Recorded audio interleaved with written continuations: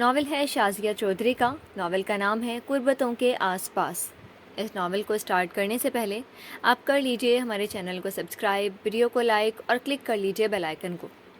اب آتے ہیں ناول کی جانب۔ اس قدر شدید دھند تھی کہ راستہ بھی صاف نظر نہیں آ رہا تھا، اوپر سے رات سر پر آ گئی تھی۔ ڈرائیونگ میں حد درجہ دقت پیش آ رہی تھی۔ مہروز بار بار ونڈ اسکرین کے وائپرز آن کر کے بارش کے قطروں کو صاف کر رہا تھا، مگر بوچھاڑ اس قدر تیز تھی کہ لمحوں میں شیشہ دوبارہ پانی سے تربتر ہو جاتا تھا۔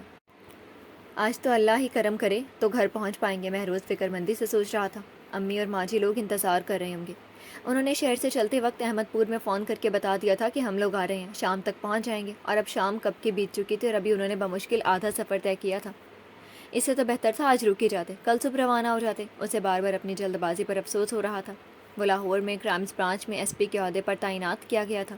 سرکاری رہائش کا مل جانے کے بعد مستقلاً لاہور میں سیٹ ہو گیا تھا۔ شادی کے بعد افسا کو بھی ہمراہ لے آیا تھا، مگر پابندی سے ہر دوسرے ہفتے وہ اپنے آبائی گاؤں احمد پور ضرور جاتا تھا۔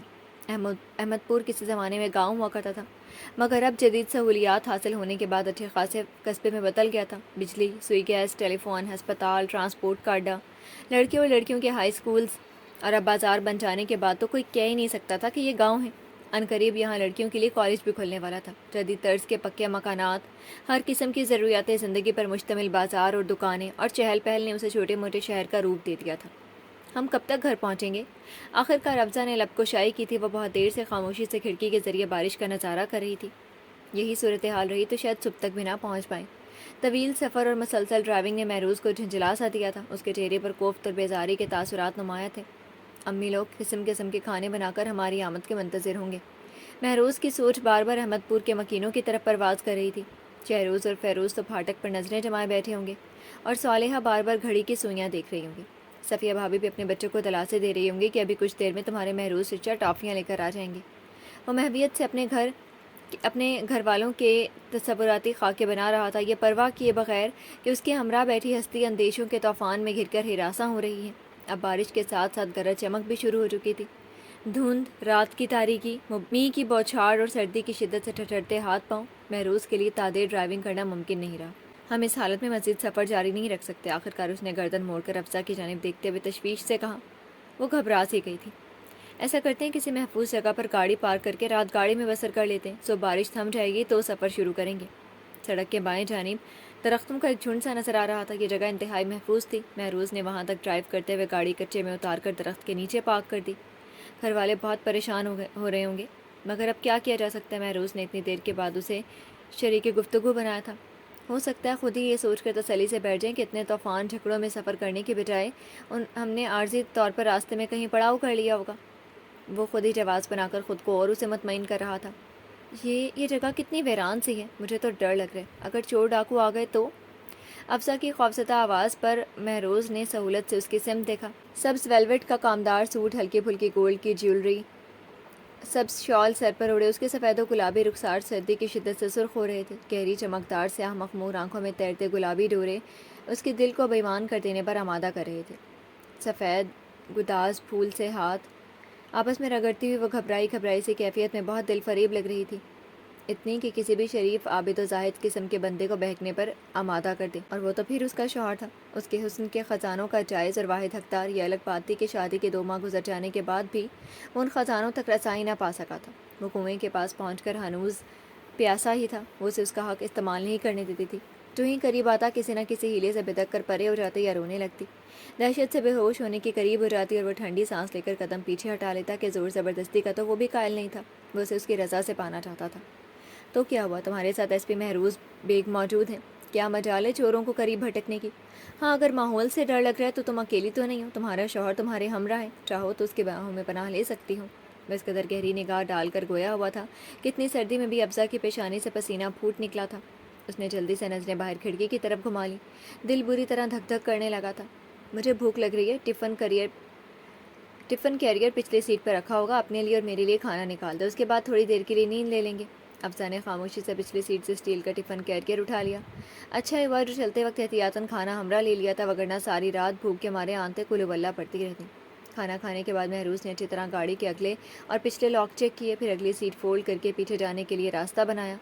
گاڑی کا ہیٹنگ سسٹم آن تھا، مگر پھر بھی اواخر دسمبر कि ठठरती हुई अखबस्ता रात में ठंडक का तासुर बदस्तूर मौजूद था। आ जाओ तुम भी इधर, अब किसी न किसी तरह रात तो गुजारनी है, मिलकर गुजारा कर लेते हैं। वो पिछली सीट पर पाँव चुकेड़ कर दराज हो गया। सोने के लिए ये जगह बहुत ज़्यादा आरामदेह तो नहीं थी, मगर मौजूदा हालात में इससे बेहतर इंतज़ाम मुमकिन भी नहीं था।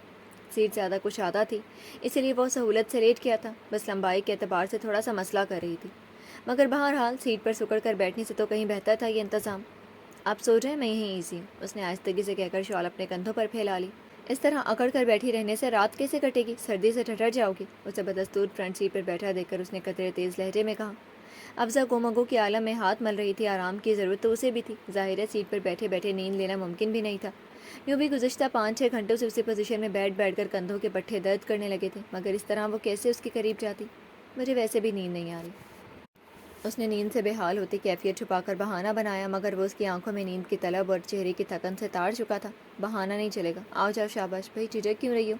हम एक दूसरे के लिए गैर तो नहीं है? यूँ भी शुरू की शरह की रूह से मियाँ बीवी एक दूसरे का ओढ़ना बिछोना होते हैं। उसके लहजे और आंखों में छुपी शरारत अफजा को नर्वस करने लगी थी। हया से उसकी हालत गैर होने लगी थी। मैं यहीं ठीक हूँ, सर झुकाकर उसने मिनमिना कर जवाब दिया। जैसे तुम्हारी मर्जी, चंद घड़ी आराम हासिल कर लो, बेहतर होगा। जाने क्या बात थी, जब भी महरोज उसके करीब आता था वो घबराई हुई वहशत तथा हिरनी की तरह भड़क कर परे हो जाती थी। उसके कुर्ब से उस पर नज़ा का आलम तारी हो जाता। न जाने क्यों ये कैफियत वो खुद भी ना समझ पाती थी। बस अचानक ही सब कुछ हो जाता था, वो उसकी कुर्बत बर्दाश्त नहीं कर पाती थी। उसे नज़दीक आते देखकर उसका रुआं रुआं नामालूम से खौफ तले लरजने लगा था। अफजा ने मुड़कर पिछली सीट पर देखा। महरोज बेफिक्री से सो चुका था। उसने माहौल की दहशत को महसूस करते हुए एक ठंडी खौफजदा सांस भरी और आगे की तरफ देखने लगी। शुक्र है खुदाया, मेरे बच्चे खैर खैरियत से घर पहुंच गए। मैंने अभी सिद्दीकी को मंडी भेजा काला बकरा लाने के लिए, अपने बच्चों का सदका दूंगी।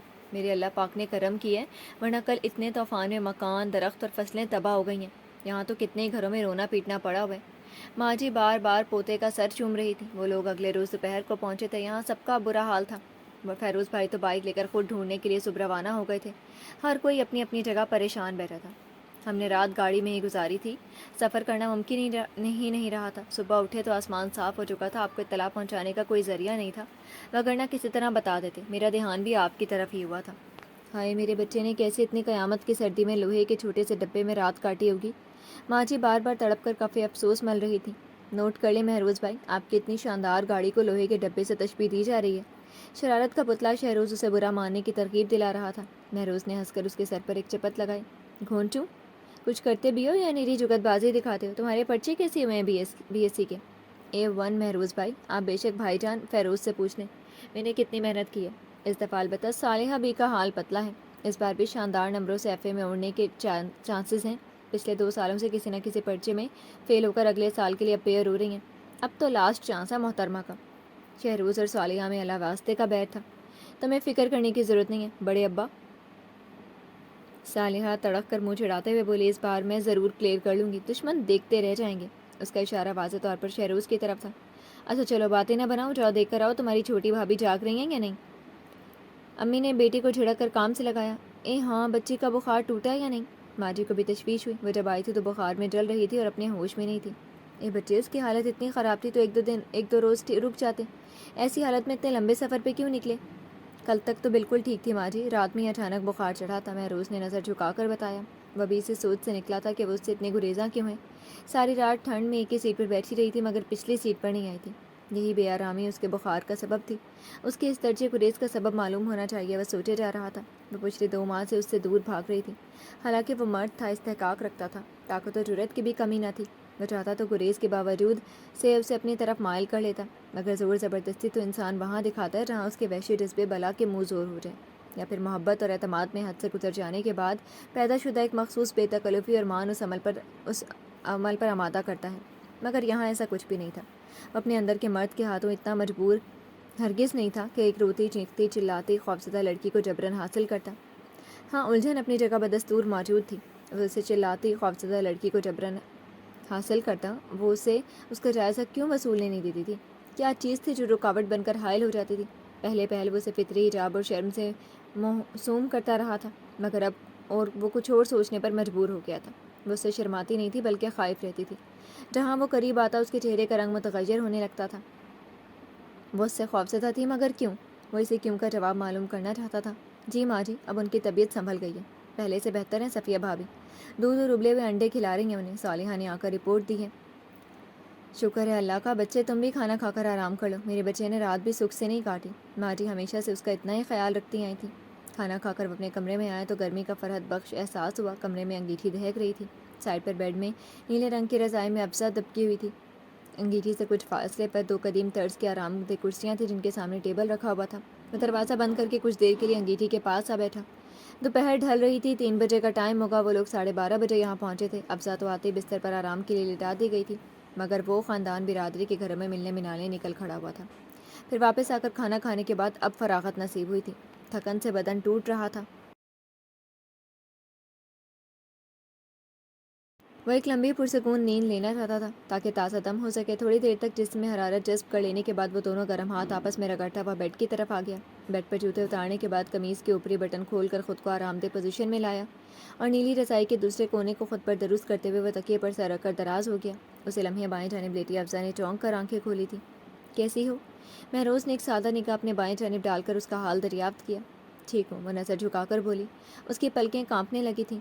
اوکے، آرام کرو تم بھی۔ مہروز نے کروٹ بدل کر آنکھوں پر بازو رکھ لیا۔ آپ نے کھانا کھا لیا؟ اس کے ہچکچائے نادم سے لہجے میں جانے اپنائیت کی کون سی رمز پوشیدہ تھی کہ وہ پلٹ کر اس کی جانب دیکھنے پر مجبور ہو گیا۔ تمہیں میرے کھانے پینے کی فکر کرنے کی کیا ضرورت ہے؟ اس نے اپنی طرف سے بڑی سادگی سے سوال کیا تھا، مگر افزا خود کو شرمندگی کے سمندر میں ڈوبتا محسوس کرنے لگی۔ کیوں نہیں ہے؟ وہ دھیرے سے بولی۔ یہ میرا فرض ہے۔ ضرورتیں تو اور بھی ہیں، کس کس کو فرض سمجھ کر ادا کرو گی؟ حقوق و فرائض کا ذکر نہ کیا کرو، حساب لگانے بیٹھو گی تو خود کو شرمسار پاؤ گی۔ اس کا لہجہ بہت خشک تھا۔ افزا چپ کی چپ رہ گئی تھی، کچھ سوچ کر اس کی مخمور آنکھوں میں آنسو لرزنے لگے تھے، مگر وہ خود پر قابو پا کر ہونٹ کاٹ کر آہستگی سے رضائی سے نکل کر اٹھ کھڑی ہوئی تھی۔ کوکھلا چھپا کے جمعرات آئی ہے، جس نے پیچھے مڑ کے دیکھا اس کی شامت آئی ہے۔ صالحہ بچوں کے ساتھ مل کر صحن میں کھیل رہی تھی۔ اے صالحہ، میں کہتی ہوں کچھ شرم کر لے، کہ تیری عمر ہے بچوں کے ساتھ اچھلنے کودنے کی؟ بات آ جا شرافت سے، ورنہ فیروز سے کہہ کر جوتے لگواؤں گی۔ تمہیں اور مہروز بھی آنے والا ہے، اپنی عصمت نامے کے ہاں گئے، اس نے تجھے آسمان سر پر اٹھاتے دیکھ لیا تو خوب خبر لے گا۔ امی صالحہ کے ہاتھوں عاجز آ کر سختی سے کہہ رہی تھی، وہ بھی ایک ڈھیٹ تھی، ہنستی ہوئی ڈانٹ کھاتی اپنے کھیل میں مگن تھی۔ چھوڑیں خالہ جی، یہی عمر ہوتی ہے کھیلنے کودنے کی، ساری عیش ماں باپ کے گھر میں ہوتے ہیں، اگلے گھر جا کر جب سر پر پڑتی ہے تو سب عقلیں آ جاتی ہیں۔ صفیہ بھابھی نند کی حمایت میں ساس سے درخواست پیش کر رہی تھی۔ چھوٹی بھابھی جی، آپ کیوں اداسی کی تصویر بنی ہوئی ہیں؟ مہروز بھائی زیادہ دور نہیں ہے یہاں سے، کہیں تو بلا لاؤں؟ عصمت مامی کے ہاں سے کہوں گی، آپ کی راج دلاری دلہن آپ کے بغیر بہت بے قرار اور سونی سونی سی لگ رہی ہے۔ شہروز زمینوں کا چکر لگا کر تھکا ہارا گھر لوٹا تھا، مگر زبان ہمیشہ کی طرح تر و تازہ تھی۔ افزا اس کی چھیڑخانی پر سرخ سی ہو گئی۔ شرارت نہیں چلے گی۔ اس نے ہونٹ دانتوں تلے دبا کر مسکراہٹ روکتے ہوئے شہروز کے کان کھینچے۔ ہائے پلیز چھوڑ دیجیے بھابھی، صرف 2 ہی ہیں، یقین کریں، وہ واویلا مچانے لگا۔ اور جو دوسروں کے کھاتے رہتے ہو، ان کا کیا حساب کتاب ہے؟ صالحہ کمر پر ہاتھ باندھ کر ٹھیکیداروں کے سے انداز میں کھڑی پوچھ رہی تھی۔ کیا کھاتا ہے دوسروں کا؟ میرا سیدھا سادہ بچہ۔ ماں جی کہیں سے نکل کر آئی تھی، پوری بات تو نہیں سنی تھی؟ ماں جی کہیں سے نکل کر آئی تھیں، پوری بات تو نہیں سنی تھی؟ صالحہ کا فکرہ پکڑ کر ناراضگی سے اسے دیکھتے ہوئے جھٹ پوتے کی حمایت میں بول پڑی تھیں۔ سبھی بے ساختہ ہنس پڑے۔ دوسروں کے کان کھاتا ہے اور کیا؟ صالحہ نے فتویٰ جاری کیا۔ اے بس کرو، میرے بچے کو لگائی بجائی کی عادت نہیں۔ تم کہو شہروز مہروز تمہارے ساتھ گیا تھا زمینوں پر یا کہیں اور نکلا ہوا ہے؟ وہ عصمت مامی کے پاس گئے ہیں، ان کی بیٹی عظمت سسرال سے ناراض ہو کر گھر بیٹھی ہوئی ہے، وہیں وٹے سٹے کا چکر ہے۔ عصمت بھی آج کل اپنی بہو زہرا کو اس کے میکے بھجوانے کا سوچ رہی ہے، ساس کے پاس بیٹھتی ہوئی بتا رہی تھی۔ میں نے پہلے ہی کہا تھا عصمت سے کہ کچھ دیکھ سوچ کے ہاں کرے عظمت کے لیے۔ ماں جی متاسف ہو کر بولی، یہ رشتہ ایسا ہے کہ نہ بھی بناؤ تو بھی وٹا سٹا بن کے رہتا ہے۔ وہ مزید بولی، پھر ایک کونے میں چپ چاپ سوچوں میں گم بیٹھی افزا کو دیکھ کر ٹھٹک گئی۔ اے بچی، اللہ تمہیں خوش رکھے، بھاگ لگائے، ایسے کیوں بیٹھی ہو میری جان؟ افزا کے چہرے پر بکھرے اداسی کے رنگ صاف دیکھے جا سکتے تھے، وہ جیسے سارے ماحول سے کٹ کر کہیں اور کھوئی ہوئی تھی۔ یوں ہی ماں جی، اس نے رخ موڑ کر آہستگی سے مسکرانے کی کوشش کرتے ہوئے ان کی تسلی کرائی۔ یہاں دل نہیں لگ رہا ہوگا نا؟ ماں جی نے ہمدردی سے اسے دیکھا۔ یوں بھی شہری لوگوں کو گاؤں میں بڑی بوریت محسوس ہوتی ہے، تم نے کہاں دیکھے ہوں گے گاؤں قصبے، ساری زندگی شہر میں گزاری، چھٹیوں میں موڈ ہوا تو باوا انگلینڈ، امریکہ یا دبئی کی سیر کرا لائے۔ ماحول کا فرق بھی تو ہے نا۔ اسی اسنا میں مہروز بھی چلا آیا تھا۔ آؤ بھائی، تم کہاں رہ گئے تھے؟ لوگ تمہارے بغیر بڑے بے چین ہو رہے تھے۔ صفیہ بھابھی اور مہروز کی شروع سے آپس میں بہت دوستی تھی، دوستوں کی طرح بے تکلف تھے۔ یوں بھی صفیہ اس کی چچازاد تھی، مہروز سے عمر میں صرف 1 آدھ سال بڑی ہوں گی۔ اچھا، اس نے کوئی چٹی سی نگاہ افزا پر ڈال کر तमस्खर से कहा और माँ जी के पास बैठ गया जो अफ़ज़ा के दिल में लगी थी। नहीं माँ जी, ऐसी कोई बात नहीं, बस सफाई दे रही थी।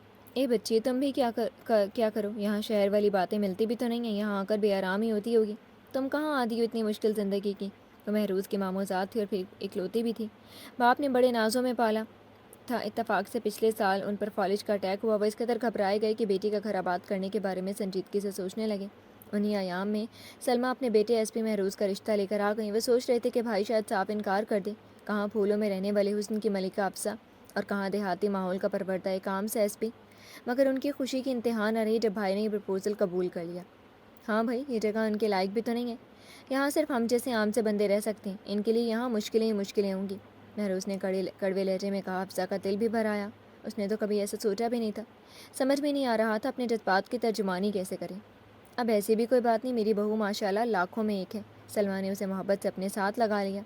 इतनी दौलत, नाम, पैसे और ऐशो इशरत के बावजूद कोई नखरा, कोई गरूर नहीं है मेरी बेटी में। इतनी सादा सी तो है, इतनी नेक तबीयत वाली। बस ये लंबा सफ़र इसे रास नहीं आता। वो पप्पो की शुक्रगुजार थी जो उसकी हिमायत कर रही थी, मगर महरूज़ का जहन एक पॉइंट पर आकर रुक गया था। ज़रूर यही बात होगी जो ये मुझसे उकताई उकताई फिरती है। ये रिश्ता इसे पसंद नहीं रहा होगा। उसने गाँव की ज़िंदगी के ख्वाब क्या देखे होंगे। यकीनन किसी में इंटरेस्टेड होगी, मगर माहौल की ख्वाहिश और मर्ज़ी अपनी पसंद कुर्बान कर दी। भला इतने अमीर कबीर लोगों से ताल्लुकात के मुकाबले में अपने सीधे साधे अनकल्चर्ड से देहाती रिश्तेदारों से क्या लगाव हो सकता है। उसके लिए इस रिश्तेदारी में कोई चार्म नहीं होगा। हाँ, ज़रूर यही बात होगी जब भी यूँ खोई खोई सी रहती है। महरूज़ के अंदर धुआं सा भरने लगा था। ये सोचें बड़ी जहरीली और दिल दुखा देने वाली थी। कल शरीफ चाचा के यहाँ नए दुल्हा दुल्हन की दावत थी। हर चंद के महरूज़ ने कहा भी था, चाची अब तो 2 महीने गुजर चुके हैं, बड़े पुराने हो गए हम। रहने दें यह तकल्लुफ़। जुग जुग जियो मेरे बेटे। ए अभी कहाँ से पुराने हुए, हमारे वक्तों में तो साल साल भर तक दुल्हन पाँव ज़मीन पर नहीं रहती थी, यूँ हार सिंगार किए रखती थी जैसे चौथी की दुल्हन हो। मैंने बहुत पहले का सोचा हुआ था दावत करने का, मगर अल्लाह भला करे तुम दुल्हन को लेकर लाहौर चले गए। जब भी आए या तो दुल्हन को साथ नहीं लाए या एक रात रहकर अगले दिन वापस हो गए। मेरे अरमान दिल में ही रह गए। अब की बार 2-4 दिन के लिए तुम घर पर टिके हो तो क्यों ना अपने चाव पूरे करो। चाची कितनी चाहत पर वह इनकार नहीं कर सका था। अफ़ज़ा को दावत का बता चुका था, शाम को जाना था। भाभी उसे तैयार होने का कहने आई तो खुद अफ़ज़ा पहले से तैयार हो चुकी थी। उनके यहाँ रिवाज था कि नए दुल्हा दुल्हन के साथ साथ उसके पूरे घर वालों की भी दावत की जाती थी। बच्चा, बुज़ुर्ग, जवान, घर के सब अफराद नए जोड़े के हमरा खाने पर बस अदिसरार बुलाए जाते थे। तो दोपहर के बाद से सभी अपनी अपनी तैयारियों में थे। घर में रात के खाने की छुट्टी थी। ये क्या, तुमने जेवर तो पहना ही नहीं, कोई भारी सा सेट पहनो, नीले कामदार जोड़े पर बड़ा जचेगा। सफ़िया उसे तौसीफ़ी नज़रों से देखते हुए हिदायत करने लगी। मुझे हैवी जेवर पहनने की आदत नहीं है भाभी, कानों की झुमकियाँ पहन लेती हूँ। ये क्या बात हुई, यही तो उम्र होती है मेरी शहज़ादी। भाभी ने उसकी ठोड़ी पकड़कर हिलाते हुए शोखी से कहा। कुछ अरसे बाद रिंगनी करते चुन्ने मुन्ने आ गए तो फिर सारे जेवर कपड़े बक्से में चले जाएंगे। भाभी प्लीज़। उनकी शरारती बात पर वो हया से गुलगू हुई थी हो गई। वह हंस रही थी। वैसे तुम्हें सजने संवरने की क्या ज़रूरत है, माशाल्लाह सादगी में भी क़यामत ठाती हो। हमारे मिस्कीन से भाई एसपी के ज़ब्त का इम्तिहान खूब लेती होगी। इतने जलवे, इतना हुस्न वो गरीब कहाँ ताब लाता होगा। क्या बुराइयाँ हो रही हैं मेरी, चलना नहीं है भाई। वो फ्रेश सा बाथरूम से बरामद हुआ था। हम लोग तो तैयार हैं, तुम्हारा ही कमरे से बाहर कदम रखने को जी नहीं चाहता। सफ़िया उसका काफ़िया तंग करने लगी। दोनों में बचपन से इंतहा दर्जे की बेतकल्लुफ़ी चली आ रही थी।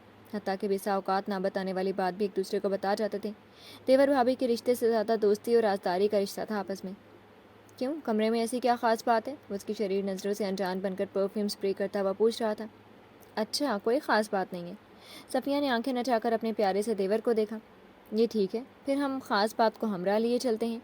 ये कहकर वह सजी समरी नीले झिलमिलाते सूट में शोला जवाला बनी अफ़सा का बाजू थाम कर मुड़ने को थी कि वह रास्ते में आ गया। क्यों, अब क्यों गोली की तरह लपके हो। सफ़िया शोखी से हंस रही थी। महरूज़ कान खुजाकर दर्जीदा निगाह अफ़सा पर डालते हुए बोला, इसको छोड़ के तुम बखुशी यहाँ से तशरीफ़ ले जा सकती हो। वल्लाह, क्या बेमुरबती दिखाई जा रही है। कमरा और दिल आबाद करने वाली क्या आई है, हम लोगों की मौजूदगी कांटे की तरह खटकने लगी है। सफ़िया उसे जी भर के तंग कर रही थी। कांटे की तरह नहीं, कबाब में हड्डी की तरह को, बर्जिस्तगी से बोला। ज़ेरे लब मुस्कुराते हुए वो आईने के आगे खड़ा होकर बाल ब्रश कर रहा था। मैं भी तैयार हूँ, आपके साथ ही चलती हूँ बाहर। अफ़सा उसकी निगाह से घबरा कर भाभी के साथ ही कदम बढ़ाने को थी। दिल तो मेरा भी यही चाह रहा है कि इस बदतमीज़ को मज़ा चखाने के लिए यही सितम तोड़ूं, मगर मुझे तुम्हारा ख्याल आ रहा है। इतनी तैयारी की दाद भी तो वसूल करना होगी। मियाँ जी से चलो, क्या याद करेंगे कि एसपी भी। भाभी बाज नहीं आ रही थी, शोखी काला मतवातर था। वह दरवाज़ा खोलकर बाहर निकल आई। एक हाथ से मुड़कर दरवाज़ा बंद भी कर दिया। अफ़सा पजल से होकर कमरे के बीचों बीच खड़ी रह गई। समझ नहीं आ रहा था बाहर की जानिब कदम बढ़ाए या कुर्सी पर बैठकर महरूज़ के तैयार होने का इंतज़ार करें। اسی اسنا میں محروز اس کے قریب چلا آیا، دونوں شانوں سے تھام کر اپنے مقابل کے اور بھرپور نظروں سے اس کا دلربا سراپا جانچنے لگا۔ آئیے چلتے ہیں، دیر ہو رہی ہے۔ اس کی نگاہ کتاب نہ لا کر سر جھکا کر بمشکل تمام دھڑ دھڑ آتے دل کے ہمراہ گویا ہوئی۔ پہلے مجھ سے اس تیاری کی داد تو وصول کر لو، اس کے لہجے سے آن جا رہی تھی۔ پھر تمہیں بھابھی کی بات کا مفہوم بھی تو سمجھانے، عملاً۔ اس کا معنی خیز لہجہ نکاح سے چھلکتی بے باکی اور انداز سے ٹپکتی جرأت افزا کو ہراساں کیے دے رہی تھی۔ رات گئے دعوت سے واپس آئے تو افزا نے آؤ دیکھا نہ تاؤ آتے ہی تیزی سے اپنے کمرے میں چلی آئی، جلدی جلدی سب کچھ چینج کیا اور محروز کے آنے سے پہلے ہی رضائی میں گھس کر سوتی بن گئی۔ یہی واحد طریقہ تھا محروز کی شوخیاں اگلتی گستاخ ارادوں کا پتہ دیتی گرم نگاہوں سے بچنے کا۔ محروز کل صبح روانگی کا پروگرام بنا رہا تھا، سبھی موقع غنیمت سمجھ کر ساری باتیں آج ہی بتا دینے پر تلے ہوئے تھے کہ کل وہ چلا جاتا۔ کافی تاخیر سے وہ کمرے میں لوٹا تو وہ رضائی تان کر سونے سے شغل فرما رہی تھی۔ محروز نے قریب آ کر ایک دو بار آوازیں دی، پھر اسے بے سود پڑے دیکھ کر مایوسی سے پیچھے ہٹ گیا۔ سانس روکے پڑی افزا نے کتنی دیر کا رکا ہوا سانس بحال کیا اور آہستگی سے کربٹ بدلی۔ ماجی نے صبح سے افزا کے ارادے سے باخبر کیا تو وہ کتنی ہی دیر حیرانی سے ان کی شکل دیکھتا رہ گیا۔ افزا کہہ رہی ہے وہ کچھ دنوں کے لیے یہیں رہنا چاہتی ہے۔ ایسا کرو تم اسے یہاں ہمارے پاس چھوڑ جاؤ، اگلے ہفتے آؤ گے تو ساتھ لے جانا، اس بہانے ہمارے بھی ارمان پورے ہو جائیں گے، تمہاری دلہن کو اس آنگن میں چلتے پھرتے دیکھنے کا خواب پورا ہو جائے گا۔ مگر وہ یہاں رہ لے گی؟ وہ ہنوز بے یقینی سے انہیں دیکھ رہا تھا۔ بھلا اتنی نازک طبع، شہری، ماڈرن کلاس سے تعلق رکھنے والی پڑھی لکھی لڑکی اس پسپاندہ سے قصبے میں ہفتہ کیسے بسر کر سکتی تھی؟ اس نے خود شوق سے ارادہ بتایا، اسے چاو ہے یہاں کی زندگی دیکھنے کا، اپنی خوشی سے رہنے کو تیار ہے۔ تمہیں اعتراض ہے کیا؟ نہیں، وہ ہڑبڑا کر بولا۔ اگر شوق سے رک رہی ہے تو ضرور ٹھہر جائے۔ وہ سفری بیگ گاڑی کی پچھلی سیٹ پر ڈال کر ملنے ملانے کے غرض سے اندر آیا۔ سب سے الوداعی ملاقات کرتے ہوئے اس کی نظریں ادھر ادھر بھٹک رہی تھیں۔ صفیہ بھابھی اس کی نظروں کا مفہوم پا کر بولی، وہ میرے کمرے میں پپو کو سلا رہی ہے۔ محروز بھابھی کا نظر سے شکریہ ادا کرتا ہوا ان کے کمرے میں داخل ہو گیا۔ وہ شریر سے پپو کو تھپکیاں دے کر سلا رہی تھی۔ آہٹ پر مڑی اور اسے موجود پا کر اس کا چہرے کا رنگ متغیر سا ہونے لگا تھا۔ کیا اس درجہ ڈر لگتا ہے ہم سے کہ ہمراہ چلنا دو بھر ہو گیا؟ وہ مقابل آ کر بغور اس کا چاند سا روشن چہرہ دیکھتے ہوئے متبسم لہجے میں پوچھ رہا تھا۔ افزا نے گھبرا کر سر جھکا لیا اور دونوں ہاتھوں کو آپس میں الجھا کر اپنی بوکھلاہٹ پر قابو پانے کی کوشش کرنے لگی۔ اتنی بڑی گستاخی تو نہیں کی تھی جو دوری کی سزا دینے پر آمادہ ہو گئی ہو۔ محروز کا زمانی کھلکھلاتا وارفتہ و پیوستہ انداز گفتگو اس کے حواس متحمل کیے دے رہا تھا۔ وہ سٹ پٹا کر رہ گئی۔ محروز اس کے یہاں قیام کے فیصلے کا پس منظر سمجھتا تھا۔ یقیناً اس کی بہکی بہکی حرکات سے خوفزدہ ہو کر یہ ارادہ باندھا تھا۔ محروز اس کی پزل سے کیفیت سے بہت لطف لے رہا تھا۔ بولو نا، مجھ غریب پر اتنا ظلم کیوں کر رہی ہو؟ اتنا بھی نہ ستاؤ، وہ شریر سے انداز میں اس کا حیا سے بوجھل ہوتا جھکا ہوا سر دیکھتے ہوئے کہہ رہا تھا۔ وہ اڑے اڑے حواس مجتمع کرتے ہوئے کمرے سے نکلنے کو تھی کہ محروز اس کے سامنے آ کر کھڑا ہو گیا۔ خدا حافظ نہیں کہو گی؟ ان معنی خیز نظروں کے وارفتہ شرارے اسے جھلسائے دے رہے تھے۔ خدا حافظ، وہ مشکل تمام آہستگی سے کہہ کر جانے کو پر تولنے لگی۔ اس قدر روکھا پھیکا خدا حافظ، اسے جیسے سخت افسوس ہوا۔ بھئی اچھی بیویاں تو سنا ہے بڑے لاڈ پیار اور والہانہ انداز میں شوہر کو خدا حافظ کہا کرتی ہیں، لگاوٹ کا اظہار کرتی ہیں، جلد آنے کے وعدے لیتی ہیں، اس کے پیار کے ستارے آنچل میں بھرتی ہیں۔ محروز کے گھمبیر زمانی لہجے میں چھپی شوخی اور نظروں کی سرکشی افزا کے دل کی دھڑکنیں اتھل پتھل کرنے لگی۔ اس کے رگ رگ میں حیا سے حشر برپا ہونے لگا تھا۔ آپ مجھے اتنا کیوں ستاتے ہیں؟ وہ روحان سے انداز میں شکایتی نگاہ ڈال کر آخرکار دھیرے سے کہہ اٹھی۔ ہم آپ کو ستاتے ہیں؟ واللہ اس سے بڑھ کر عظیم بہتان ہم پر کوئی بھی نہیں لگا ہوگا، یعنی کہ ہم ہی ستم بھی سہیں اور ہم ہی ستمگر بنا دیا جائے۔ واہ صاحب، خوب انصاف ہے آپ کا۔ ارے بی بی، ہم تو خود آپ کی نظر کرم کے محتاج ہیں، اشارہ ابرو کے غلام ہیں۔ دیکھ لو، دل کے مچلتے تقاضوں پر بند باندھ کر ہنوز پابندے ضبط کھڑے ہیں۔ اوفو، محروز کی نگاہ میں جیسے جذبات کے الاؤ دہک رہے تھے۔ اس کی بات پوری ہونے سے پہلے اس کو دھکا دے کر کمرے سے باہر نکل کر بھاگی تھی۔ اس کے حیادار فطرت اس سے زیادہ تاب نہیں لا سکتی تھی۔ اوہو، کہاں بھاگ رہے ہیں لوگ؟ غریب پردیسیوں کو ستایا جا رہا ہے، بری بات، مجاز خدا کو تنگ نہیں کرتی۔ اور افزا ایک بار پھر لال و لال ہونے لگی۔ وہ صفیہ بھابھی بھی باقی میں کچھ کم نہ تھی، اور اگلے پورے ہفتے میں انہوں نے اسے محروز کے حوالے سے چھیڑ کر ناک میں دم کر دیا۔ محروز کی غیر موجودگی میں کسر پوری کر رہی تھی۔ وہ ان کی کھلی ڈولی گفتگو کے جواب میں حیا سے ساکت بیٹھی سمٹی سے ادھر ادھر دیکھنے لگتی۔ بھابھی اس کی کمزوری سے واقف تھیں، زور بڑھا چڑھا کر فکریں کستی، شرارتیں کرتی تھیں۔ ایک ہفتہ گزرنے کا پتہ ہی نہیں چلا۔ احمد پور میں دلچسپی کے اتنے سامان تھے کہ بوریت اس کے پاس بھی نہ پھٹکی تھی، بلکہ محروز کی 24 گھنٹہ وجود کا احاطہ کرتی گہری نظروں کے حصار سے دور رہ کر وہ خود میں حد درجہ خوشگواریت، تازگی اور اعتماد محسوس کرنے لگی تھی۔ محروز کا قرب اسے مرجھا دیتا تھا۔ اس کی استحقاق بھری نگاہ اس کے وجود میں کرنٹ دوڑا دیتی تھی۔ اس کا لمس اسے وحشت زدہ کر دیتا تھا۔ حالانکہ وہ خود پر کنٹرول کرنے کی بہت کوشش کرتی تھی، چاہتی تھی کہ محروز کو انکار نہ کرے، مزاحمت نہ کرے، مگر جیسے کوئی نادیدہ احساس اسے کچوکے لگانے لگتا تھا۔ وہ اپنی کیفیت کے ہاتھوں خود پریشان ہو جاتی تھی. کوئی خوف تھا، کوئی وحشت زدہ احساس، کوئی اذیتناک روگ جو اچانک پھڑک اٹھتی تھی. ایسا کیوں ہوتا تھا وہ خود نہیں جان سکی تھی، مگر یہ بات اچھی طرح جانتی تھی کہ یہ سب کچھ اس کے اختیار میں نہیں تھا. وہ چاہتی بھی تو مہروز کے لیے جسم و جان کے دریچے وہاں نہیں کر پاتی تھی. کوئی تھا جو درمیان میں موجود تھا. کون؟ یہ بات کوئی بھی نہیں جانتا تھا. مہرو چاچا آ گئے. ہر رہے پپو اور گڈو نے شور مچا کر صحن سر پر اٹھا لیا تھا. وہ جو صحن میں برپا شور شرابے کو سن کر دوپہر کی نیند لیتے ہوئے اپنی جھونک میں اٹھ کر ادھر آئی تھی، ٹھٹک کر رک گئی. کیا حال ہے؟ اس نے سلام کرنے میں پہل نہ کی تو مہروز خود ہی آغاز کرتے ہوئے بھرپور نظروں سے اسے دیکھنے لگا. وہ سوتے سے اچانک بیدار ہوئی تھی. آنکھوں میں کچی نیند سے جاگنے کا گلابی خمار، سیاہ چمکیلے بال شانوں پر بکھرے ہوئے تھے. ہلکے سبز اور سرخ پرنٹ کے کاٹن کے ملگے سے سوٹ میں وہ بے خبری میں بغیر دوپٹے کے باہر چلی آئی تھی. خیال تھا کہ بچوں میں صحن میں کھیلتے ہوئے لڑائی ہو گئی ہے. ٹھیک ہوں، وہ نظر چرا کر گھبراہٹ کے عالم میں بولی. مہروز پولیس یونیفارم میں پی کیپ پہنے ہوئے بڑا باروب اور کڑیل جوان لگ رہا تھا. پھر مہروز بچوں کو گود میں لے کر کالوں پر پیار کرنے کے بعد نیچے اتار کر اس کی طرف چلا آیا. بچے چاکلیٹ اور ٹافیوں کے پیکٹ کھولنے میں مگن تھے. افزا کا دل دھک دھک کرنے لگا. افزا چاچی، آپ کو بھی چاچا پیار کرنے کے بعد چاکلیٹ اور ٹافیاں دیں گے؟ دیکھیں ہمارے لیے بھی لائے ہیں. پپو نے بڑی معصومیت سے افزا کے سٹ پٹائے ہوئے انداز کو دیکھ کر وہ اپنی دانست میں اسے تسلی کرائی تھی. مہروز وہیں رک کر ٹھٹک کر ایک لمحے کو بچے کا چہرہ دیکھتا رہ گیا تھا. سبحان اللہ! مہروز ایک دم ہنس دیا. یار تو اپنا بھی استاد ہے. پپو کو شکلیں اپنی چاچی کو بھی سکھا دیا کر. کیا خیال ہے بھائی؟ چاکلیٹ تمہیں بھی بہت پسند ہے اور میرے پاس ابھی 2 پیکٹ بیگ میں مزید پڑے ہوئے. ان کے حصول کے لیے پپو کی آزمودہ ترکیب استعمال کرو تو کوئی حرج نہیں ہوگا. اسے مہروز کی مسکراتی نظروں سے حیا آنے لگی. سرخ چہرہ لیے غیر محسوس انداز میں وہ پیچھے ہو گئی تھی. ماں جی اور امی کدھر ہیں؟ مہروز نے ادھر ادھر دیکھتے ہوئے پوچھا. ساتھ کے گاؤں میں کوئی فوتگی ہو گئی ہے، ادھر گئی ہیں، شام تک آئیں گی. اور سب کیا بھابھی؟ وہ عصمت ممانی کے ہاں گئی ہیں، عظمت نے بلاوا بھیجا ہے. وہ تفصیل بتا کر یہاں سے کھسکنے کو تھی کہ وہ اس کا ارادہ جان کر راستے میں آ گیا. پھر تو آپ سے اچھی طرح ملنے میں کوئی رکاوٹ نہیں ہے. جو ہی افزا مڑنے لگی تو مہروز نے ہاتھ بڑھا کر اس کا بازو پکڑ لیا. وہ حیا سے مڑنے والی ہو گئی تھی. بچوں، تم لوگ ادھر صحن میں کھیلو، باہر نہیں جانا، ہم ادھر کمرے میں ہیں. وہ بچوں کو کھیل میں مگن دیکھ کر ہدایت دیتا ہوا یوں ہی اسی طرح اس کا بازو تھامے کمرے میں چلا آیا اور آتے ہی بیڈ کی طرف لے گیا. بیٹھو جانم، ذرا تم سے بھی گپ شپ ہو جائے. تمہاری صورت دیکھنے کو آنکھیں ترس گئی تھیں. اسے بیڈ پر گرا کر دونوں شانوں پر ہاتھ رکھ کر اس کے چہرے پر جھکایا. بہت تڑپاتی ہو تم. اس کی مخمور نظریں افزا کے ہوش ربا حسن کی بھول بھلائیوں میں گم تھیں. کیا ملتا ہے تمہیں مجھے ترس آ کر؟ بولو. گرم گمبھیر سرگوشیاں افزا کی سماعتوں کو جھلسائے جا رہی تھی. چھوڑیے مجھے پلیز. اس کی نگاہ و دست کے بہکے انداز محسوس کرتے ہوئے بکھرے ہوئے حواس لیے گزارش کر رہی تھی. کبھی اس ایک سڑے ہوئے جملے کے علاوہ بھی کچھ بول دیا کرو. مہروز نے اس کی ناک کی پھنگ چھوتے ہوئے پیار سے بالوں کی لٹ کھینچ کر کہا تھا. مہروز کے جنوں خیز تیور اور دیوانہ پن اسے سہمائے ڈال رہا تھا. چھوڑے نا پلیز. وہ مہروز کے آنی ہاتھوں سے الجھتے ہانپتے ہوئے کہہ رہی تھی. مسلسل جیت و جہد اور بے بسی نے چہرے پر روحان سے تاثرات ثبت کر دیے تھے. مہروز اس کی بے ضرر اور بچکانہ مزاحمت پر محسوس نظروں سے دیکھ رہا تھا. مجھ سے ڈرتی کیوں؟ میں تمہارا شوہر ہوں، تمہارا والی وارث، تمہارا مالک، تمہارا سب کچھ میرا ہی تو ہے. یہ پھولوں جیسے ہاتھ، تمہاری ہنسی، تمہاری محبت، حتیٰ کہ تمہارے یہ آنسو بھی میرے لیے ہیں. مہروز نے اپنی مضبوط انگلیوں سے اس کے آنسو چن لیے تھے. اس کے بعد قریب جھکا ہولے ہولے عالم بے خودی میں بھاری مخمور سے لہجے میں التجا کر رہا تھا.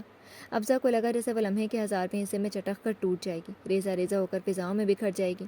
جو مہروز کے جذباتی انداز شدت اختیار کر رہے تھے، اسی رفتار سے افزا کے حواس اس کا ساتھ چھوڑتے جا رہے تھے. برسوں پہلے کے کچھ نامانوس سے اذیتناک احساسات تصور کی دہلیز پار کرنے لگے. کسی کے گھر کھردرے تند وحشی ہاتھوں کا شفاق اور بے رحم لمس اور خوف و اذیت کی انتہا کو چھو کر افزا کا بے ہوشی کی سرحد میں چھونا. اوہ خدایا، اسے جھرجھری سی آ گئی. چھوڑ دو مجھے، اللہ کا واسطہ مجھے چھوڑ دو. اگلا لمحہ قیامت کا تھا. افزا کی دیوانہ وار ہذیانی چیخوں سے سارے گھر کی فضائیں جھنجھنا اٹھی تھیں. مہروز نے گھبرا کر فوراً سے چھوڑ دیا. اگلے ہی لمحے دروازے پر تابڑ توڑ دستکیں ہو رہی تھیں. ماں جی، امی اور صفیہ بھابھی اس کی چیخیں سن کر ہول کر کمرے کی طرف دوڑ پڑی تھیں. وہ ابھی واپس آئی تھی. گاؤں سے لاہور واپس آئے بھی ایک عرصہ بیت گیا تھا. مہروز کی گد مصروفیات کا حالہ تنگ سے تنگ تر ہوتا جا رہا تھا. صبح کا نکلا، شام گئے، گھر لوٹا تھا، مگر افزا کے معمولات میں کوئی فرق نہیں آیا تھا. وہی گپ چپ سی سرد و اسپاٹ چہرے والی خوفزدہ لڑکی کا روپ دھارے ہوئے تھی. پہل مہروز مروتاً اس سے 2-4 باتیں کر لیا کرتا تھا، مگر اب تھک ہار کر وہ بھی اسے اس کے حال پر چھوڑ چکا تھا. اس روز احمد پور میں اس کی غیر ہوتی حالت دیکھ کر وہ سنجیدگی سے سوچنے پر مجبور ہو گیا تھا کہ افزا کے ساتھ کچھ ذہنی یا نفسیاتی مسئلہ ہے. وہ دوبارہ اس سے بے تکلف نہیں ہوا تھا۔ اگلے روز اس کی حالت سنبھل جانے کے بعد اسے لے کر لاہور چلا آیا تھا۔ گاؤں میں تو گھر والوں کے طفیل 2-4 باتیں یا 2 گھڑی کی قربت نصیب ہو جاتی تھی، مگر یہاں دونوں ایک دوسرے سے لا تعلق ہو کر رہتے۔ افضا الگ کمرے میں سوتی تھی۔ محروز ڈیوٹی سے لوٹتا تو بوڑھی ملازمہ ثریا اس کے لیے کھانا لگا دیتی۔ افضا کا موڈ ہوتا تو ٹیبل پر آ جاتی، وگرنہ اپنے کمرے میں منگوا لیتی۔ کھانا کھا کر محروز اپنے بیڈ روم میں آ جاتا، ٹی وی دیکھتے ہوئے یا فائلوں کا مطالعہ کرتے کرتے تھک کر لائٹ آف کر کے سو جاتا۔ بس یہی معمولات تھے دونوں کے۔ اس روز وہ کچھ جلدی آ گیا تھا۔ طبیعت ٹھیک نہیں لگ رہی تھی، عجیب کسل مندی سی چھائی ہوئی تھی، شاید فلو کی آمد تھی، ٹیمپریچر بھی ہو رہا تھا۔ ثریا اس کی ہدایت پر چائے بنا کر لائی تو صاحب کا بغور جائزہ لیتی ہوئی ہمدردی کے مارے بیگم صاحبہ کے پاس چلی آئی تھی۔ وہ جی صاحب کی طبیعت بہت خراب ہے، آپ مناسب سمجھیں تو ان کا حال پوچھ لیں، ان کے پاس 2 گھڑی کو بیٹھ جائیں، میرے بیٹے کو گاؤں جانا ہے اپنی دادی کی خبر لینے۔ وہ جی میں آج جلدی گھر جانا چاہتی ہوں، وہ لجاجت سے کہہ رہی تھی۔ افسا محروز کی بیماری کی خبر سن کر پریشان ہو گئی۔ اللہ خیر کرے، کیا ہو گیا اسے؟ قدرتی طور پر تشویش ہوئی تھی۔ ٹھیک ہے تم جاؤ، وہ آہستگی سے چپل پاؤں میں ڈالتے ہوئے بیڈ سے اٹھ کھڑی ہوئی تھی۔ شام کے سائے گہرے پڑتے جا رہے تھے۔ وہ باہر کوریڈور کی لائٹ چلا کر ہچکچاتے ہوئے محروز کے کمرے کا دروازہ کھول کر اندر آ گئی۔ محروز شد بستر پر دراز تھا، گرمی کا احساس اس قدر شدید تھا کہ شرٹ اتار کر سائڈ پر ڈال دی تھی۔ چہرہ تمتما رہا تھا، توانا کثرتی گندمی رنگت والے طاقتور بازو سینے پر باندھے، آنکھیں بند کیے نڈھال سا پڑا ہوا تھا، بال پیشانی پر بکھرے ہوئے تھے۔ افسا دھڑکتے دل سے ہولے ہولے قدم اٹھاتی اس سے کچھ فاصلے پر کھڑی ہو گئی۔ آپ کی طبیعت کیسی ہے؟ بڑی ہمت کر کے مخاطب ہوتے سمے افزا بڑی بری طرح بوکھلا رہی تھی۔ محروز نے آنکھیں کھول کر متحیر نظروں سے اس کی طرف دیکھا۔ اس کا چہرہ گھبراہٹ اور سراسیمگی کا اشتہار بنا ہوا تھا، پلکیں تیز تیز چپکاتی، انگلیاں مروڑتی وہ اپنے نروس ہونے کا پتہ دے رہی تھی۔ کچھ چاہیے تو نہیں؟ اسے تعدیر خاموش نظروں سے جائزہ لیتے دیکھ کر وہ مشکل کہہ پائی تھی۔ محروز نے گہری سانس لے کر چپتی ہوئی کٹیلی نگاہ اس پر ڈالی۔ کیا دے سکتی ہو تم مجھے؟ وہ براہ راست اس کی آنکھوں میں دیکھ رہا تھا۔ افسر جلدی سے نگاہ کترا کر ادھر ادھر دیکھنے لگے۔ وہ بے بسی کے مارے دونوں ہاتھ ایک دوسرے سے رگڑ رہی تھی۔ اس کی آنکھوں میں تیرتے چمکدار پانی کو دیکھ کر محروز کا دل پسیج کیا۔ قدرے نرمی سے گویا وہ، بیوقوف، خود بھی کبھی کچھ سمجھ لیا کرو، میرا سر دبا دو، بہت درد ہو رہی ہے۔ افزا کی روح فنا ہونے لگی۔ اس کے بستر کے سرہانے بیٹھتے ہوئے وہ پوری جان سے کانپ رہی تھی۔ اس کے ٹھنڈے یا ہاتھ گرم دہکتی ہوئی پیشانی سے چھوئے تو ٹھنڈک کی فرد بخش لہر محروز کے اندر تک سرایت کر گئی۔ وہ اپنی طرف سے برا دباؤ ڈال کر سر دبانے کی کوشش کر رہی تھی، مگر اس کی پسینے میں بھیگی نمالود انگلیوں کا نرم و گداز لمس محروز کو پھولوں سے بھی سبک تر محسوس ہو رہا تھا، جیسے کوئی ریشمی کپڑا پیشانی سے مس کر رہا ہو۔ محروز کے بھرپور وجود کی حد درجہ قربت کی تپش افزا کے جسم و جا میں سنسنی پیدا کر رہی تھی۔ کچھ دیر تک محروز بے حس و حرکت آنکھیں بند کیے دونوں بازو سینے پر باندھے اس کے نازک ہاتھوں کی اپنے سر اور پیشانی کے آس پاس حرکت کرتا محسوس کرتا رہا۔ پھر دل کے ہاتھوں مجبور ہو کر اپنا ہاتھ بڑھا کر اس کا ایک ہاتھ اپنے پرحرارت مضبوط مردانہ سینے پر رکھ لیا۔ اس کے لمس میں محبت اور اپنائیت کی گرمی تھی۔ افزا کو جیسے کرنٹ سا لگا تھا، یوں لگا جیسے ننگی تاروں پر ہاتھ پڑ گیا۔ ایک جھٹکے سے ہاتھ کھینچنا چاہا، چھوڑیے مجھے، مگر اس کے احتجاج کے جواب میں ادھر سے جیسے ایک طوفان سا ابل پڑا تھا۔ تڑاخ تڑاخ تڑاخ، طاقتور وحشی ہاتھوں کے زناٹے دار تھپڑ اس کے گلاب رخساروں کو لہو رنگ بنا گئے تھے۔ اس کا مسلسل انکار، گریز اور مزاحمت محروز کی انا پر بھاری پتھر کی طرح آ کر لگتا تھا۔ وہ ضبط کرتا رہا تھا، مگر کب تک؟ کبھی تو پیمانہ چھلکنا ہی تھا۔ وہ گزشتہ 4 ماہ سے اس کی توہین کر رہی تھی، اس کی خودداری اور عزت نفس پر حملہ کر رہی تھی، اس کی انا اور غیرت پر کوڑے برسا رہی تھی۔ جب بھی وہ اس سے اپنا آپ چھڑاتی محروز ذلت کے احساس سے جنونی سا ہونے لگتا تھا، مگر پھر بھی اپنا جنون اس سے چھپائے ہوئے تھا۔ درگزر سے کام لے کر اسے چھوڑ کر الگ ہو جاتا تھا، مگر اب تو انتہا ہی ہو گئی تھی۔ 4 ماہ کم تو نہیں ہوتے؟ اگر تمہیں اتنا ہی ناگوار خاطر تھا یہ بندھن، تو اپنے باپ کے حکم کے آگے سر کیوں جھکایا تھا؟ بول دیا ہوتا کہ تمہیں کوئی اور شخص پسند ہے، تمہیں میرا ساتھ قبول نہیں، مجھے کیوں عالم برزخ میں پہنچا رکھا ہے؟ اس کے آتش فشاں کی مانند پھٹ جانے پر افزا کا منہ کھلا کا کھلا رہ گیا تھا۔ وہ ڈرے ڈرے خوفزدہ انداز میں تھر تھر کانپتی ایک یکٹک اس کی غضبناک صورت دیکھتی رہی تھی۔ ایک ثانیہ کو جیسے وہ پتھرا گئی تھی۔ اتنا کبھی اور صریحاً جھوٹا الزام! محروز کے لہجے میں چٹکتے انگارے افزا کی روح کو جھلسا گئے تھے۔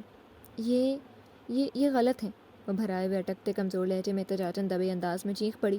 وہ اسے کیا سمجھ رہا تھا؟ وہ بلک پڑی۔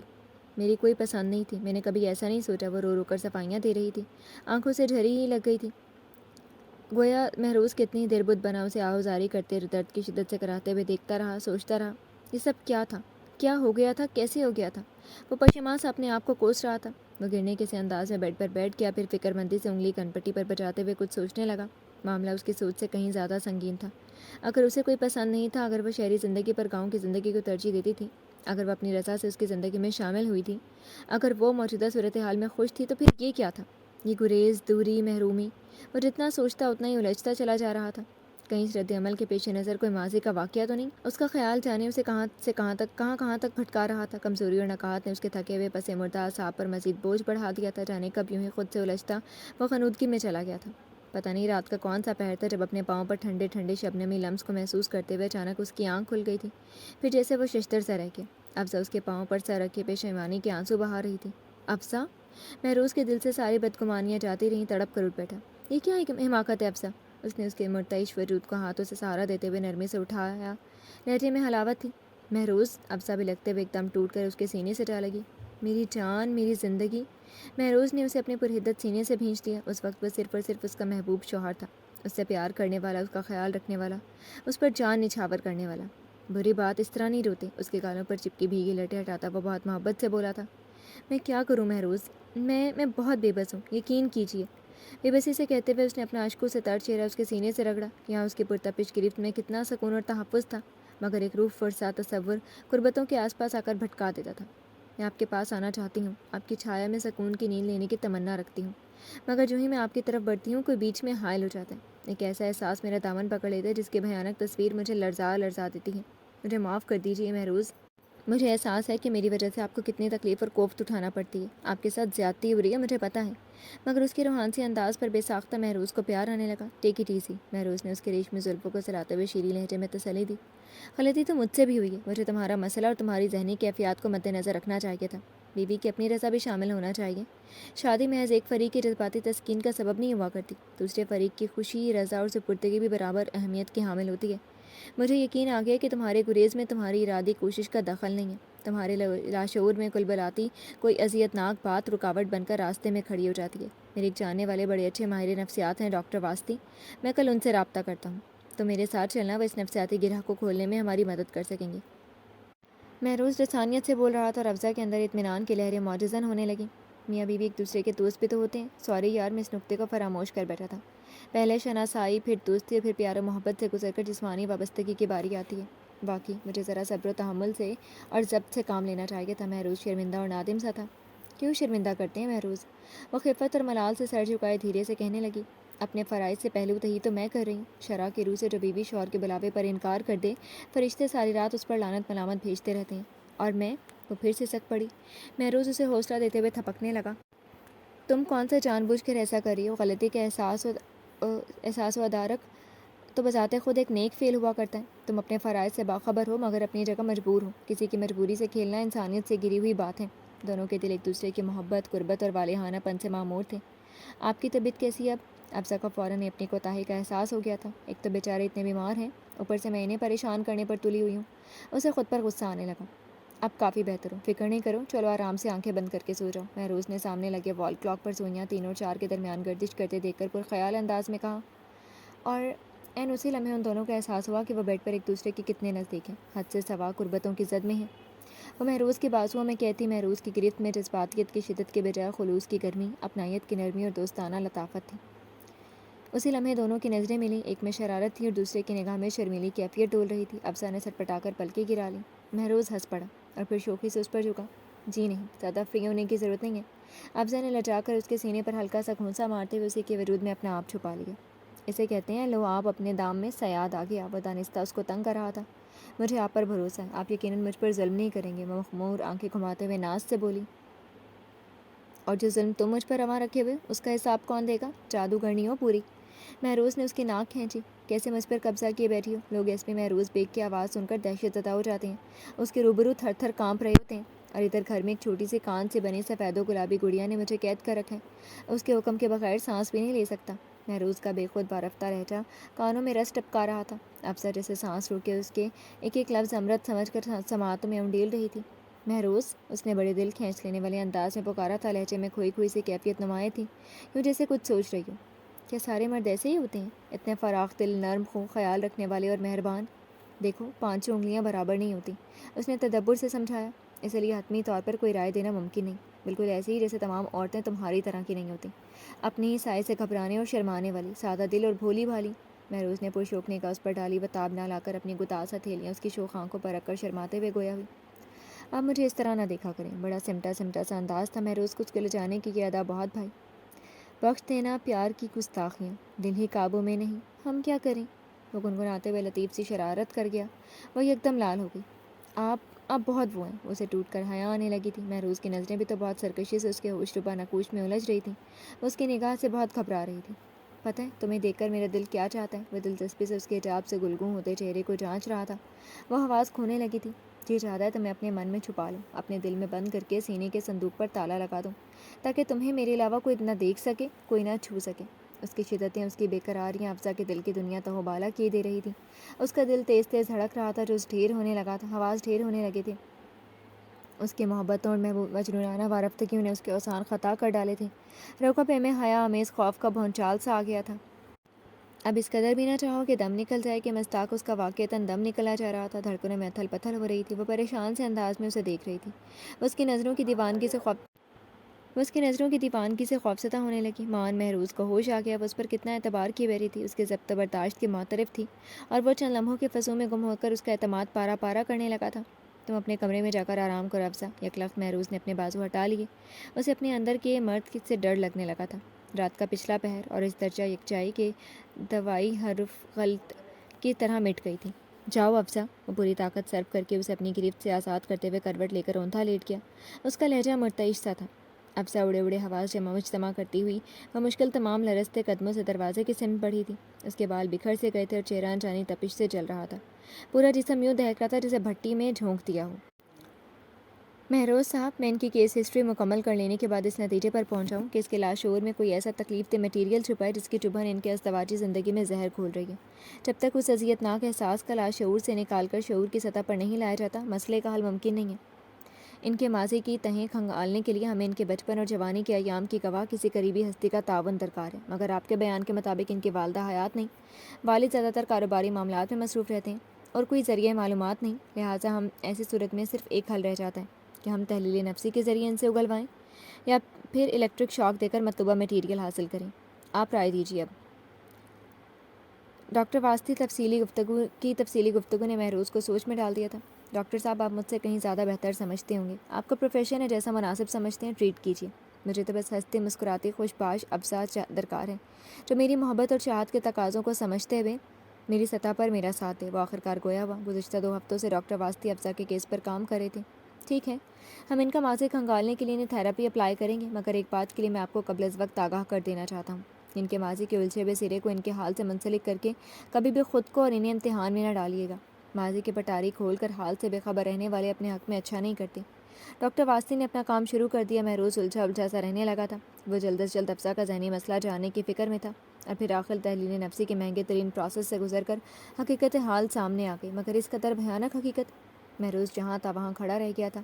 آنکھیں شدت بے یقینی سے پھٹنے کے قریب ہو گئی، دماغ میں جھکڑ سے چلنے لگے۔ یہ نہیں ہو سکتا ڈاکٹر، اس نے بے قراری سے سر ہلاتے ہوئے شدت جذبات سے مٹھیاں بھینچ لیں۔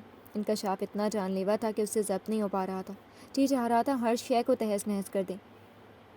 یہ کیسے ہو سکتا ہے کہ جس لڑکی کو اس کی بیوی کا درجہ حاصل ہے، اسے اس سے پہلے بھی کوئی برت چکا ہو، اس کے حسن کے خزانوں تک رسائی پا چکا ہے؟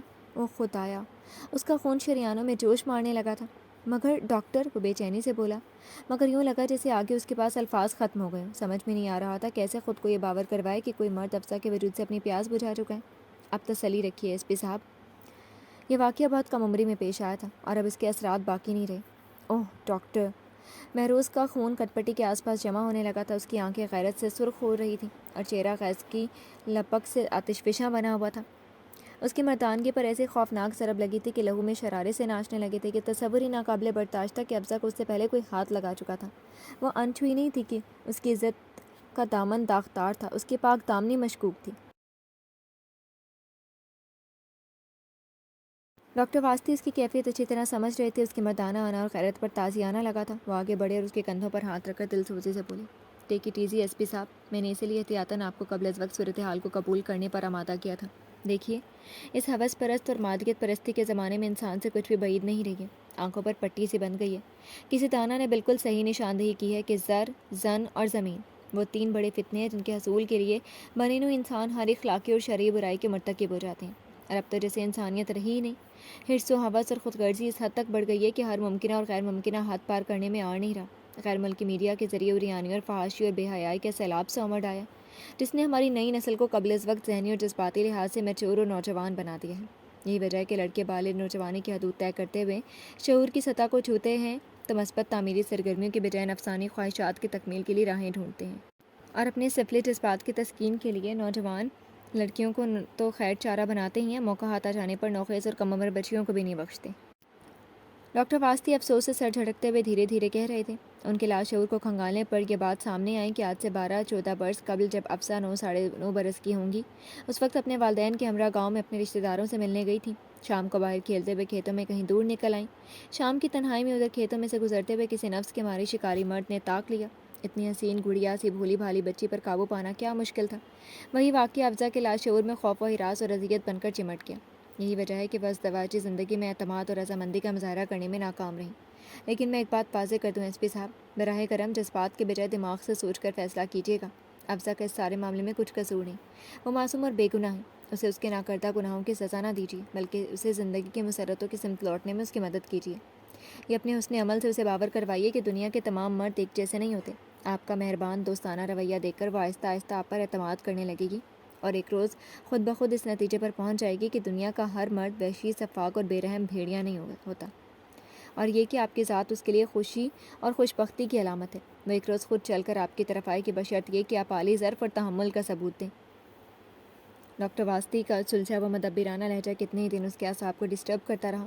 وہ کیا کرے اور کیا نہ کرے، اتنا بڑا دل کہاں سے لائے، اتنے ظرف کا مظاہرہ کیوں کرے۔ مہروز کھانا نہیں کھائیں گے کیا؟ وہ سریا کے بلاوے کے باوجود جب ڈائننگ ٹیبل پر نہیں آیا تو افزا اس کے بیڈ روم کا دروازہ کھول کر اندر آ گئی تھی۔ وہ بہت تشویش بھری نظروں سے بیڈ پر لیٹے چھت کو تکتے مہروز کو دیکھ رہی تھی۔ میرا دل نہیں چاہ رہا، مہروز نے پوزیشن بدلے بغیر بددلی سے کہا۔ کیا بات ہے، کوئی مسئلہ ہو گیا؟ افزا قدرے سہم کر پوچھنے لگی۔ جب سے وہ ڈاکٹر واسطی کی ٹریٹمنٹ لے رہی تھی، مہروز کے لب و لہجے اور رویے میں واضح کھچاؤ سا پیدا ہو گیا تھا۔ میں سمجھ نہیں پا رہی تھی اتنا پرجوش، بشاش اور بھرپور شخص اس قدر آدم بیزار اور سنجیدہ کیوں بن گیا تھا۔ اب تو وہ اس کی طرف دیکھتا بھی نہیں تھا، نہ وہ شوخیاں، نہ شرارتیں، نہ معنی خیز پیش قدمیاں، یہ نہ نظر کے بلاوے، ایک دم کٹھور اور بے مروت سا ہو گیا تھا۔ کیا آپ مجھ سے ناراض ہیں؟ اسے خاموش پا کر وہ ہمت کر کے دوبارہ مخاطب ہوئی تھی۔ کیوں؟ مہروز نے رکھائی سے بھویں اچکا کر اسے دیکھا۔ تو پھر وہ انگلیاں مروڑتی سر جھکائے اپنے آنسو ضبط کر رہی تھی۔ پلیز مہروز، آپ ایسے نہ کیا کریں۔ پھر وہ ایک دم اس کے قدموں میں جھک آئی۔ لہجہ بھیگا ہوا اور التجائیہ تھا۔ مہروز نے اچٹتی سے نگاہ اس پر ڈالی۔ سیاہ مخمور آنکھیں، انگور کے دانوں جیسے رس بھرے دلکش ہونٹ، گلابی ملائم چہرہ، چمکدار زلفیں اور پربہار سراپا۔ اس کا دل پگھلنے لگا، سختی منہ میں بدلنے لگی۔ وہ آہستگی سے اٹھ بیٹھا۔ اگر مجھ سے کوئی کوتاہی ہو گئی ہے تو خدارہ مجھے سزا دے لیجیے، مگر اس طرح خاموشی اور بے نیازی کی مار نہ مارے۔ اس کے آنسو چکنے رخساروں پر پھسلے پڑ رہے تھے۔ لہجہ، آنکھ، چہرہ، وجود، ہر شے پکار کر اس کی بے گناہی اور معصومیت کی گواہی دے رہی تھی۔ وہ اپنی جگہ بے عیب، پاک اور مصفا تھی۔ جس درندہ صفت انسان نے اس کی معصومیت چھینی تھی، یقیناً وہ اپنے انجام کو پہنچ گیا ہوگا۔ اگر اس دنیا میں نہیں تو اگلی دنیا میں تو اپنے صفاک ترین فعل کی سزا بھگت ہی لے گا۔ اور افسا تو سرتپا مصفا اور پاکیزہ ہے، بے قصور۔ دل اس کے حق میں گواہی دے رہا تھا۔ وہ کشمکش کے عالم میں اس کی صورت دیکھ رہا تھا۔ اب وہ بہت بدل گئی تھی، آہستہ آہستہ نارمل ہوتی جا رہی تھی۔ ڈاکٹر واسطے کی کوششوں سے شوق کی انتہائی کنڈیشن سے نجات پا گئی تھی، اپنے فرائض اور شوہر کے حقوق پہچاننے لگی تھی۔ مہروز اس کی آنکھوں میں اپنے لیے قبولیت اور سپردگی کے جذبے دیکھ سکتا تھا۔ افسا اس کے چہرے پر چھائی گمبھیرتا کو ناگواری سے محمول کرتے ہوئے تھکے تھکے قدموں سے واپس پلٹنے لگی۔ اسی لمحے مہروز نے پکارا، افسا! اس پکار میں سوچ کے عکس جاگ رہے تھے۔ افسا رک کر اس کی طرف تذبذب نظروں سے دیکھنے لگی۔ اس کی نظر میں اندیشے اور ہراس لپک رہا تھا۔ ادھر آؤ۔ وہ کچھ جھجک کر بیٹھ کے نزدیک آ گئے۔ یہاں بیٹھو۔ اس نے اس کا ہاتھ پکڑ کر اپنے قریب بٹھا لیا۔ افسا نظر جھکا گئی، دل ہولے ہولے دھڑکنے لگا تھا۔ اب تو تمہیں مجھ سے خوف نہیں آتا نا؟ اس کے لہجے اور نظر کی گرمی افسا کا چہرہ تمتما گئی تھی۔ تمام مرد واقعی ایک جیسے نہیں ہوتے۔ ابھی میں اس بات پر یقین رکھتا ہوں کہ میاں بیوی میں جسمانی وابستگی سے زیادہ پائیدار اور مخلصانہ گرم جوشی دوستی کا تعلق قائم رہنا چاہیے۔ میاں بیوی ایک دوسرے کے بہترین رازدار اور سچے غمگسار ہوتے ہیں۔ تم یقین کر لو کہ میں دل کی گہرائیوں سے تمہیں پسند کرتا ہوں، تمہیں چاہتا ہوں، تمہاری پرخلوص محبت اور بھرپور ساتھ کا طالب ہوں، تمہاری قربت کا تمنائی ہوں۔ کیا تم میرا دامن اپنے پیار کے پھولوں سے نہیں بھرو گی؟ کس درجہ جادو اثر اور سحراگی لہجہ تھا کہ افسا کے جسم و جاں میں ٹھنڈک کی پھوار سی پڑتی جا رہی تھی۔ چاہت کی بارش میں تن من بھیگتا محسوس ہو رہا تھا۔ قربتوں کے آس پاس کتنا سکھ، کتنی شانتی تھی۔ سچ پوچھو تو ہم دلی طور پر کب کے ایک دوسرے کے اسیر ہو چکے تھے، بس قربتوں کے آس پاس بھٹکتے رہے تھے۔ مگر اب یہ تلاش، یہ بے چینی، یہ ادھورا پن اختتام چاہتا ہے۔ اپنی باہوں میں کسی متاع حیات کی طرح اسے سمو کر مہروز دیوانہ وار اس پر نثار ہوتا چلا گیا تھا۔ جی تو فرینڈس، کیسا لگا آپ کو یہ ناول؟ میں امید کرتی ہوں کہ آپ کو بہت پسند آیا ہوگا۔ کمنٹ سیکشن میں اپنی رائے کا اظہار کرنا مت بھولیے گا۔ پھر حاضر ہوں گے کسی نیو مکمل ناول کے ساتھ۔ تب تک کے لیے اجازت دیجیے۔ شکریہ، اللہ حافظ۔